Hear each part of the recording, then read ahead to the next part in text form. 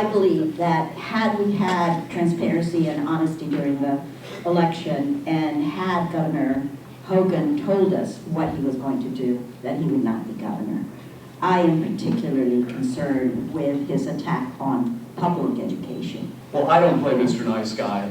I don't agree with the governor's policies with respect to transportation because he's undermining our ability to build roads, transit, and bridges. But let me give you a specific example of how I have dealt with our governor.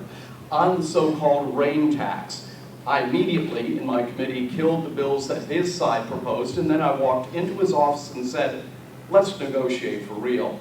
And we ended up with a bill. A bill came from the Senate, the environmental community didn't care for, and that the real estate committee really hated.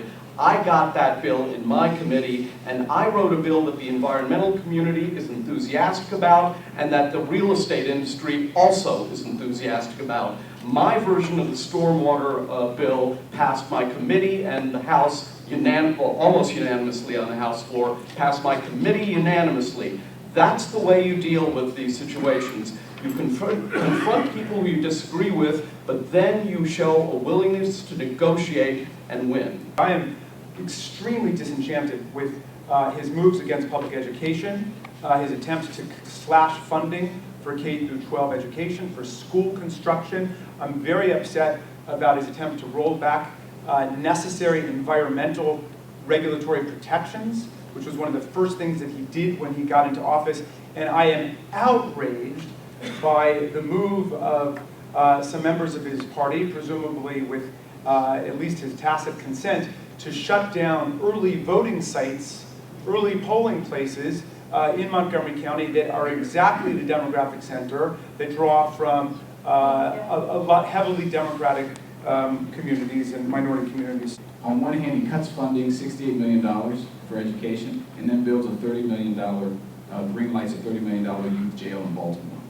Those are his priorities. What's happened in Maryland since he was elected is a kind of reality check on what's going on nationally. So whoever wins this seat is going to be in a House of Representatives and in a Washington of which Hogan is a fraction. So the need actually arises to work with the Republicans. Pope actually put his hands on Governor Hogan and prayed. And at that moment I prayed that Governor Hogan would listen to the Pope's message of taking care of Mother Earth and taking care of American and Maryland families and doing the right thing, similar to the inspiration that I think Speaker John Boehner had when he met the Pope. It's a matter of prioritizing what's going to be good for American families, and I hope that Governor Hogan believes that too. We now have in Maryland something we did not expect. We have the Tea Party view of government. And it's very clear to me that the approach is defund, defund, defund.